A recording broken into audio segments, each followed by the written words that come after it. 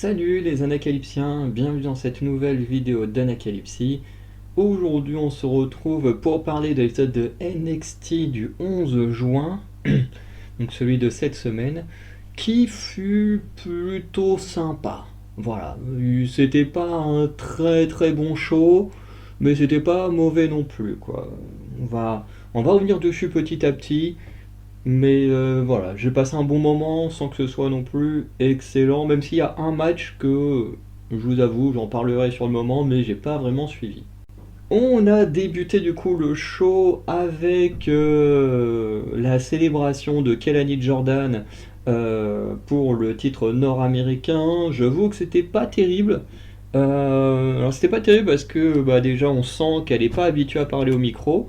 Euh, Parce que en général, un catcheur expérimenté va jouer avec le public, j'ai envie de dire, va laisser le public chanter un peu avant de se mettre à parler, alors que là, Kelly Jordan, elle a juste, en fait, tu le sentais qu'elle a juste récité son texte et qu'elle faisait pas attention à ce qui passait autour. Et j'ai trouvé ça un peu dommage. Et puis, même en général, bah, c'est un peu normal, j'ai envie de dire, hein, elle est très jeune, ça fait pas si longtemps que ça qu'elle catch. Elle parle très très très très rarement au micro, hein. Comme je disais, le choix qu'elle soit championne, il m'a surpris, puisqu'elle est très rarement présente ces dernières semaines, voire ces derniers mois. Donc ça m'a énormément surpris qu'on lui donne le titre à elle. Et et du coup, ben, ça se sent que ben, elle n'est pas expérimentée là-dedans. Donc c'est normal que ce soit pas non plus excellent. Et même sans que ce soit le cas de Kay Jordan, on en parlera pour le segment main event, sûrement en conclusion. Mais juste les promos, juste pour dire ouais j'ai gagné, c'est trop bien. Bah c'est des promos honnêtement que moi je trouve ennuyeux et qui me donnent pas, voilà, qui font rien de plus quoi. À part quand on vient teaser un futur challenger, mais là ce sera pas le cas, puisque Jada Parker va arriver, commencer à se mettre en avant, sauf que Michin va directement l'attaquer, ce qui lancera directement le match entre Michin et Jada Parker, donc on n'a même pas le temps vraiment de préparer une adversaire pour Kelani Jordan. Du coup, Jada Parker contre Michin, c'était plutôt sympa. Ça n'a pas été le meilleur match, hein, je trouve. Euh, Surtout qu'on a eu quasiment une domination que de Michin. Jada Parker va avoir une toute petite domination, mais ça a été très court. Je trouvais ça un peu particulier. Mais c'était quand même satisfaisant. Chacune a fait ses trademarks habituels. Bon, il n'y a que le finish qui est un peu à chier, hein, faut l'avouer. Parce que ben, Jada Parker, au bout d'un moment, elle reprend le dessus dans le match. Mais elle va quand même chercher une chaise pour frapper son adversaire avec. Alors que bah, elle sait très bien que si elle utilise la chaise, bah, elle sera disqualifiée. Et que bah, c'est Michin qui va gagner. Enfin, vraiment, je comprends jamais ces fins de match où un heel qui domine décide de prendre un objet pour se faire disqualifier. Ça n'a aucun putain de sens. Surtout qu'au final, bah, Jada Parker, ça va vraiment aller contre elle, puisque bah, Carl Anderson va récupérer la chaise et Michin va en profiter pour un petit paquet et remporter le match.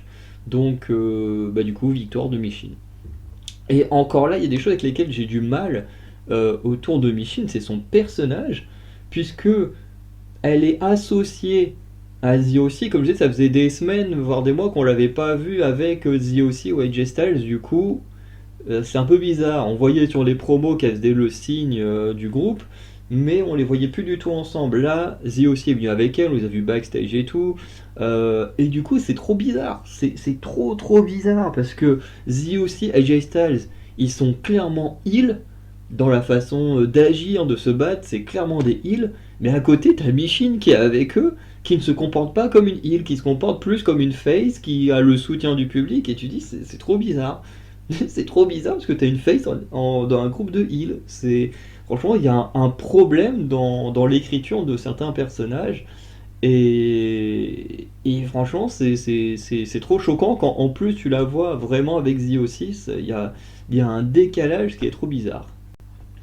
Ensuite, on a eu Gallus au complet contre Wesley et New Catch Republic. Donc un match qui a été vraiment sympa, peut-être l'un des meilleurs de la soirée. Ouais, avec le dernier match, je pense que c'est les deux meilleurs. Un petit 3 contre 3, voilà, qui a été sympa. Galus en est plutôt bien sorti. Ils ont même bien dominé un moment sur Tyler Bate. Et du côté des Face, c'était plutôt sympa. On a eu de la voltige dans tous les sens. C'était plutôt cool. Que ce soit Wesley, Pete Dunne, hein, qui s'amusait à torturer ses adversaires comme d'habitude, ou Tyler Bate, hein, qui a fait son truc là de tourner, tourner, tourner, tourner. Je sais pas comment ils font pour tenir ça. Moi, je pense que je monte sur les épaules de Tyler Bate. Il tourne. Il fait à peine deux trois tours. Je pense que moi, je suis déjà KO. Mon estomac est tellement fragile que je pense que moi, je suis déjà KO à peine il a commencé à tourner. Parce que vous savez que c'est comme dans les voitures, quand quelqu'un accélère d'un coup, vous savez, il y a une sensation, et moi ça me rend malade direct, hein, cette sensation-là, ça me détruit l'estomac. J'ai un estomac de merde, mais à chaque fois que je le vois, ça me fait mal au ventre. Je me dis, putain, si moi j'étais sur ses épaules, ou que c'est moi qui tenais quelqu'un et qui tournait comme ça, mais moi je pourrais pas finir le match, hein, je serais mort, hein. Donc, bref. Tout ça pour dire qu'à chaque fois ça m'impressionne. Je trouve que la prise en soi, elle est un peu. Bon, elle est plus comique qu'autre chose. Mais je me dis, si moi je la vivais, mais je serais mort, hein. Je peux pas tenir un truc comme ça avec un estomac comme j'ai. Mais en soi, le match était sympa, ça s'est envoyé dans tous les sens. Je m'attendais à une victoire des Fates, au final, c'est bien Galus qui va l'emporter, puisque Wesley, vers la fin, il prend le dessus sur Joe Coffey, mais au lieu de s'en prendre à lui, quand il se relève, il va sauter sur les adversaires à l'extérieur du ring avant de remonter dedans, sauf que Joe Coffey a largement eu le temps de reprendre ses esprits, de reprendre de l'endurance, et du coup il va dégommer Wesley avec sa grosse clothesline, et du coup victoire de Galus sur les Faces. Bon, peut-être il y aura un match retour, peut-être pas, on verra, mais en tout cas c'était un très bon match. Par la suite, on a eu un match d'exhibition, très clairement, Brian Harris contre le retour de Wendy Choo, hein, c'était un peu la journée des retours. Wendy Choo qui était teasé depuis des semaines, c'est vrai qu'à chaque fois je me dis il faut que j'en parle en conclusion, mais j'oublie. Parce que vraiment la première fois ça m'avait choqué, le tout premier teaser où t'avais juste un écran noir avec quelqu'un qui ronfle. Bon, c'était évident que ça allait être Wendy Choo, puis après, bon, petit à petit avec les teasers, quand ils ont commencé à monter des images, bon, bah là, on a tous compris qui c'était. Mais moi, Wendy Choo, comme elle m'a pas marqué à l'époque où elle affrontait Cora Jade, j'étais pas plus emballé que ça. Et j'avoue que je suis toujours pas plus emballé que ça. Dans le sens où le match, c'était quasiment un squash, hein. Vraiment, le match a été extrêmement rapide. Le perso de Wendy Chou a l'air plutôt intéressant. Donc j'ai hâte de voir vraiment ce que va donner ce personnage. Là, on dirait à moitié une sorte de démon du sommeil. C'est assez particulier, mais j'ai hâte de voir comment la WWE va travailler ce personnage avec le temps, même si dans l'acting il y a un côté très Tatum Paxley, hein, comme un moment où elle a vraiment ce visage un peu de folle et puis qu'elle marche à quatre pattes vers Brian Harris. Bon, ça fait un peu une Tatum Paxley bis, même si Tatum c'est encore un délire un peu différent dans l'écriture du personnage, mais dans l'acting c'est quand même assez proche. Mais on verra avec le temps ce que ça va donner. En tout cas, je pense que ce personnage un peu dark me plaira quand même beaucoup plus que son ancien personnage, dont honnêtement j'en avais pas grand chose à faire. Mais du coup, Wendy Choo va l'emporter extrêmement vite avec une prise de soumission. Voilà. Bon, c'était sympa, j'ai juste hâte de voir comment on va travailler le personnage de Wendy Choo par la suite. Ensuite, on a eu un match entre Lexis King et Dante Chen dans le Singapour Kane match. Ou kendo stick match, hein, tout simplement, puisque le match est rempli de kendo stick. Voilà. Et d'ailleurs, ça m'a fait marrer de voir que vraiment j'avais jamais fait attention en fait que les kendo sticks étaient comme des vrais kendo, ceux qu'on comme les kendo sticks qu'on utilise au kendo. Parce que dans mon club de multisport, on a fait 2-3 séances de kendo, c'était vraiment trop cool. Même s'il y a des aspects que j'aime pas, hein, comme le fait de voir faire du sport pieds nus, je déteste être pieds nus. Et le fait de devoir crier, parce qu'en gros au kendo quand tu fais des coups tu dois crier en fonction du coup que tu fais. En gros, tu annonces limite ton coup au moment de le faire. Bref, c'est un sport assez particulier. Voilà, c'est plutôt cool, honnêtement, à part les aspects d'être pieds nus et de devoir crier, parce que j'aime pas crier. Mais le sport est vraiment cool, il est assez simple, je trouve, en prise en main. Genre, t'as que 4 techniques, hein. Nous, on en a appris 3 en 2 semaines. Bon, bien sûr, on les maîtrise pas aussi parfaitement qu'un un pro, hein, mais en soi, on a les bases. Et, euh, et c'est vraiment cool. Et en fait, c'est là que j'ai remarqué à un moment donné, quand Dante Shell il a un des kendo, c'est qu'il y a un fil qui remonte tout le haut du kendo, le reste, tout ce qui n'est pas la garde. Et je me suis dit, tiens, c'est marrant parce que les kendo sticks que tu utilises au kendo, c'est exactement pareil. Tu as tout ce petit fil, en gros, qui remonte jusqu'en haut, et qui, en gros, ce fil représente le tranchant du kendo. Ce qui veut dire que le kendo, quand tu combats avec, tu dois imaginer dans ta tête que c'est un sabre. Et du coup, ce fil représente du coup, le tranchant de ton sabre. Donc c'est un indice de comment positionner ton kendo quand tu attaques ton adversaire notamment. Bref, voilà, pour la petite leçon kendo stick. Voilà, maintenant que j'ai appris à me servir d'un vrai kendo, voilà, je peux en parler, même si c'est marrant parce que dans ta tête, faut que tu imagines que c'est un sabre et c'est assez marrant. Mais après, je me demande, parce que je crois qu'ils ont plusieurs types de kendo stick quand ils combattent, ou de sabres, quand ils combattent les gens des clubs professionnels. Bref. Après, le match en lui-même, c'était sympa. Hein, j'ai envie de dire, il n'y a pas grand chose à dire. Hein, c'était un match très intense, on sent qu'il y avait une rivalité. Le match était clairement du on se fout sur la gueule, on se dégomme à coups de kendo stick. Ça a vraiment, vraiment été dans tous les sens. C'était vraiment très cool. Parce que dans ce match-là, on s'attendait à de l'intensité, on s'attendait à ce que ça te foute sur la gueule. Il y a eu de l'intensité, ça s'est foutu sur la gueule, donc c'est très bien. Voilà, on n'en demandait pas plus, on n'en demandait pas moins non plus. Et franchement, j'ai kiffé suivre ce match. Même si c'était pas en soi le meilleur, parce que c'est vraiment un match, ce qu'on appelle des matchs à spot. Hein. Bon, là, il n'y a pas eu de spot extraordinaire, mais en soi, c'était juste, allez, hop, on prend un kendo, paf, je te dégomme avec. Tu me contres, je reprends un autre kendo, paf, je te dégomme avec. Pouf, je fais tomber sur les kendo. Oh, j'ai mis le kendo en coin, paf, je te balance dedans. Bref, c'était vraiment que du match à spot. Il n'y a pas eu vraiment beaucoup de catch pendant ce match. Hein. C'était juste du matraquage de gueule, mais c'était très cool. C'était très cool. Et c'est par contre la fin de match, j'ai du mal avec aussi parce que bon, ils sont malins parce que en anglais ils ont appelé ça le Singapour Can match, ce qui fait que même si à la fin Lexis King n'utilise pas vraiment un kendo stick pour se battre, il utilise la canne qui est là pour l'entrée. Donc, c'est vrai qu'on peut se demander, est-ce qu'il a triché, est-ce qu'il n'a pas triché, parce que techniquement, il utilise une canne, mais techniquement tout l'environnement était rempli de kendo stick et pas de canne comme une canne pour marcher. Donc, est-ce que devrait y avoir disqualification ou pas pour utiliser un objet extérieur?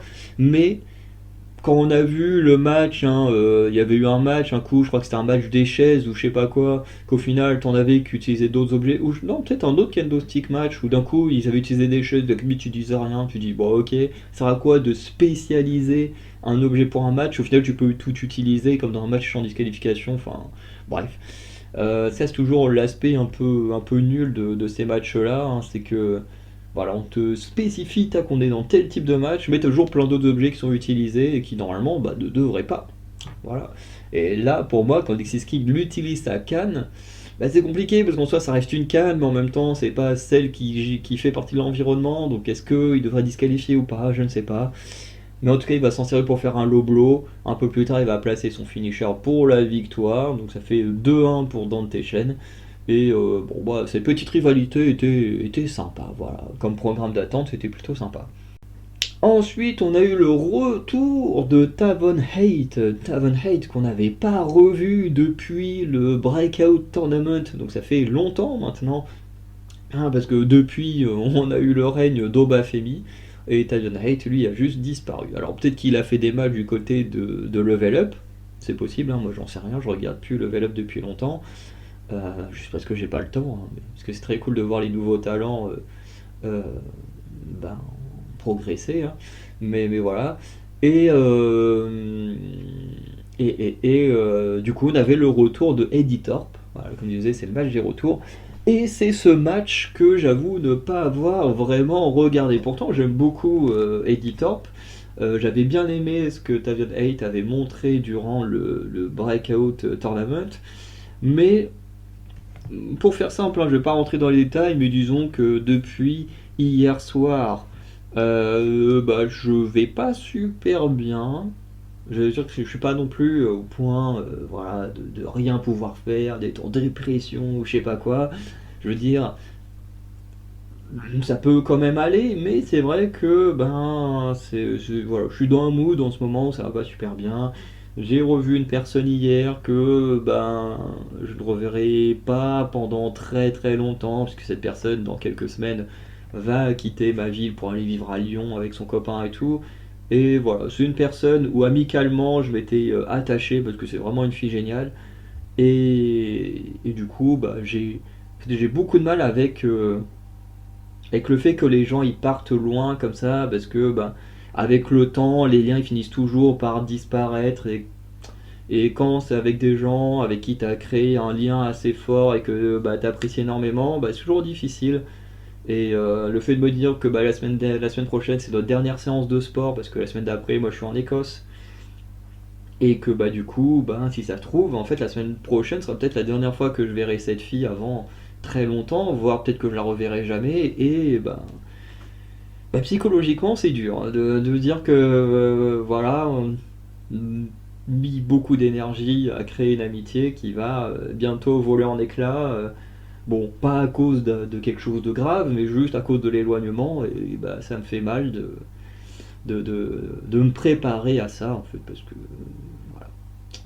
Donc, du coup, j'ai passé toute ma nuit hier, enfin une grosse partie de ma nuit hier, à parler avec une de mes amies qui connaît très bien cette fille-là, voilà, pour discuter, pour savoir quoi faire dans cette situation. Et du coup, au bout d'un moment, bon, on est quand même parti se coucher, et puis ben voilà, ce matin, elle m'a répondu ce matin, et du coup, bah, pendant ce match-là, j'étais en train de répondre au message de ma pote, et ce qui fait que bah, je ne suis pas vraiment capable d'en parler. Tout ce que je sais, c'est que ben, le nouveau theme song d'Eddie Thorpe est vraiment mauvais, hein. Je préfère largement son ancien theme song, parce que son ancien theme song, je l'avais téléchargé, je l'aimais bien. Je crois que c'était We Go ou juste Go, un truc comme ça, t'es plutôt cool. Là, ils ont changé, j'ai pas compris pourquoi, parce que ben, son ancien theme song était vraiment très bien. Donc je sais pas pourquoi ils l'ont. En plus, ils l'ont pas beaucoup modifié, mais ils l'ont quand même un peu modifié, c'est un peu bizarre. Après le match en lui-même, j'ai eu l'impression que Eddie Thorpe a plus ou moins tout dominé. Alors quand même, Tavion 8, il est grand, il est agile et tout, donc bon, ok. Et du coup, bah, Eddie Thorpe va remporter le match avec une sorte de saut descente du coude. Voilà, c'était sympa. L'aspect plutôt cool, c'est que Tavion 8 devrait revenir petit à petit à l'écran, puisque. Comment il s'appelle Attends. Est-ce que j'ai pas confondu New Catch Republic et No Quarter Catch Crew plutôt? Bref. Nous, ici, No Quarter. Attends. Oh là putain, je viens de bugger en disant les deux noms à la suite. Attendez. New Catch Republic et No Quarter Quatch Crew. Voilà. Et No Quarter Quatch Crew, du coup, le groupe de Charlie Dempsey regardait le match, et Dempsey a dans l'idée d'intégrer Tavion 8 dans ce quatuor, enfin, qui était d'abord un quatuor, qui, avec les trucs de Drogulak, est devenu un trio, et qui, du coup, Dempsey voudrait en refaire un quatuor. Et avec Tavion 8 dans le quatuor, je pense que ça peut donner un truc vraiment cool. Donc à voir ce qui se passera dans les prochaines semaines, mais vu le talent que Tavion 8 a, ce serait plutôt cool de le revoir à l'écran. Bon. Et du coup, on termine le show, enfin pas le show, mais du coup, le dernier match du show, c'est Sean Spears contre Jevon Evans. Pareil, on sent un match très intense, c'était vraiment très cool. Sean Spears a fait du très bon boulot de heel, je trouve. avec un petit coucou à Cody Rhodes backstage. Oui, c'est vrai que j'ai complètement oublié de parler. Ouais, bah, de toute façon, c'est normal. Je parlais de Cody Rhodes juste après. Mais voilà. Jivon Evans, c'était excellent, hein. Le mec, il a fait son travail habituel, hein, de la voltige à droite à gauche. Il a été extrêmement bon. Euh, il y a eu des petites esquives qui étaient vraiment cool. Il y a un moment, il a rebondi dans les cordes, un peu bizarrement, pour envoyer une prise et tout. C'était vraiment cool. Il nous a envoyé son finisher depuis le coin. Et Sean Spears, très intelligemment, il a roulé à l'extérieur du ring. Ça, j'aime bien quand les catcheurs ils font ça. Qui intelligemment ils disent oula, là je suis à moitié KO, vaut mieux que je roule vers l'extérieur du ring, sinon je suis foutu. Avec le peu d'énergie qu'il leur reste techniquement. Bref, j'aime beaucoup quand ils font ça. Euh, et, euh, et voilà, franchement, je conseille de regarder le match. Le match est vraiment très bon. Et on aura une victoire de Sean Spears avec son finisher. Mais je sais plus pourquoi il reprend le début. Est-ce qu'il y a eu plusieurs tombées limites? Mais à quel moment il reprend le dessus, Sean Spears? Parce que je sais qu'il termine le match avec son finisher, mais bon, il y a un moment où il arrive à reprendre le dessus, il le termine, bref. Je vous conseille de voir ce match parce qu'il était vraiment très bon. Donc en conclusion, on a les previews. Donc on a Kelani Jordan qui affrontera Michi pour le titre nord-américain la semaine prochaine. Bof, un match que j'ai clairement pas envie de voir. En plus, il y a très peu de chances que Kelani Jordan ait perdu son match, enfin son titre dès son premier match, hein, j'y crois pas du tout. Donc bon, c'est une habitude, hein, avec les nouveaux champions qu'on leur fout quelqu'un comme ça, un peu d'exhibition pour leur premier match, mais bon. Voilà, on regardera, on verra si c'est bien ou pas, mais bon, ça m'intéresse pas plus que ça. Par contre, ce qui m'intéresse, c'est l'annonce de Cody Rhodes, puisque Cody Rhodes va venir au ring. Bon, au début, il parle de son match avec AJ Styles, honnêtement, j'en ai un peu rien à faire. Moi, j'ai juste envie de voir le match. Il peut dire oui, je vais le faire quitter, machin. Oui, mais nous, on veut voir ça. On s'en fiche quand on parle, on veut le voir. Voilà. En plus, moi, je peux même pas voir Clash Shady Castle en direct, ça me fait un peu chier. Surtout que c'était là, juste à côté, en Écosse. Et du coup, en France, on l'aura eu très tôt. Et forcément, je peux pas le voir ce jour-là. Et de toute façon, la semaine prochaine, enfin la semaine d'après, la semaine du 24, attends. Oui, semaine du 24, moi en plus je suis en Écosse. Donc la dernière semaine de juin, je pourrais même pas regarder NXT, donc il n'y aura pas d'épisode, mais bon, ça c'est pas très grave de rater une semaine. Et en plus, je suis dégoûté parce que je vais en Écosse une semaine après que eux ils y soient passés, la WWE. C'est très dommage. Mais bon, du coup, Cody Rhodes il fait son speech, Trick Williams il vient. Et du coup, Cody Rhodes fait une annonce concernant Trick Williams, c'est que la semaine prochaine, et ça j'ai très envie de le voir, on aura une Battle Royale pour déterminer le prochain challenger de Trick Williams. Et en plus, Cody Rhodes annonce que dans la Battle Royale, il y aura des personnes provenant de tous les locker rooms. Ce qui veut dire que nous aurons des gens à la fois du roster principal et de NXT. À voir qui gagnera. Est-ce que le gagnant sera pas quelqu'un qui a été drafté il y a pas longtemps et qu'ils n'utilisent pas, genre Dijak, je sais pas, hein, mais bon, ce serait bien quand même que Dijak un jour soit utilisé. Bon, hein, le Raw, hein, utiliser Dijak, Kiana James, vous l'avez utilisé une fois, peut-être la réutiliser. Blair Davenport, SmackDown, vous savez qu'elle existe quand même. Bref, pourquoi pas, hein, c'est un aveu de faiblesse et ramener des gens d'NXT dans le roster principal parce qu'ils les utilisent pas. Apollo Crews aussi, hein. Bon, on va arrêter de tacler tous les persos, tous les catcheurs de NXT draftés qui ne sont pas utilisés, mais bon. En tout cas, une Battle Royale que j'ai très envie de voir, qui va sûrement être très cool. Et surtout, ben, il y a un peu ce suspense de qui sera le prochain challenger de Trick Williams, et j'ai très envie de savoir. Sur la promo de Roxane Perez en show main event, où ils ont fait absolument tout ce que je déteste. Déjà, il y a le côté oui, bon, j'ai battu Jordynne Grace. Bon, elle parle pas de Jordynne Grace en elle-même, mais bon, elle parle de sa victoire et tout. Bon, ce genre de promos, c'est pas les promos que j'aime le plus. Moi j'aime bien les promos quand on raconte une histoire avec la promo, ou qu'on intensifie une rivalité ou des trucs comme ça. Bon, quand c'est juste pour dire oui, bon bah j'ai gagné, machin, oui, bon. Ces promos-là, honnêtement, je les aime pas. Mais ce que j'aime encore moins, c'est les promos où toutes les 5 minutes, t'as quelqu'un qui vient, qui coupe, qui vient dans le ring, et puis ça finit en grosse baston. Bah, c'est typiquement ce qui s'est passé, hein. On a d'abord Jessie Jane et Jazz qui sont venus. Après, ce qu'a dit Jessie Jane, c'est peut-être le truc le plus intéressant, où elle a dit ouais, depuis que tu gagnes plein de titres, tu as perdu toute ton innocence, toute ta gentillesse et tout. Globalement, tu es devenu une raclure depuis que tu gagnes trop de titres et tout. Ça, vraiment, j'ai bien aimé. Elle a pas dit comme ça, mais c'est clairement ce que ça voulait dire. Et franchement, c'est peut-être le seul truc de la promo que j'ai bien aimé. Et ensuite, et bah, du coup, t'as Lash Legend et Jakara Jackson qui viennent, et puis Lola Vice. C'était chiant, je déteste ces promos-là, honnêtement, je déteste ces promos-là. Et du coup, bah à la fin, ça finit en baston. Et en plus, c'est même pas logique la baston de fin, parce que Lola Vice, elle essaye de dégommer Roxanne Perez, mais du coup, elle dégomme Jakara Jackson à la place. Du coup, ça part en baston dans tous les sens. Mais à la fin, Roxanne Perez et Lola Vice, elles font équipe et elles restent ensemble dans le ring. Bon, on voit bien que Lola Vice, elle check la ceinture et qu'elle veut le titre. Mais vraiment, ça fait pas sens que les deux s'allient à la fin et restent même dans le ring. Et je m'attendais même à ce que bah, les deux quand même se rentrent dedans à la fin. Mais même pas, genre vraiment ça faisait pas vraiment sens. Mais bon, en tout cas, il y aura très certainement un match entre Lola Vice, Lash Legend et Jessie Jane pour déterminer une challengeuse, c'est quasiment sûr. Et on verra ce que ça donne. En tout cas, la promo en soi, je l'ai pas aimée, mais ce qu'elle annonce par la suite, ben ça me hype quand même un peu. Voilà.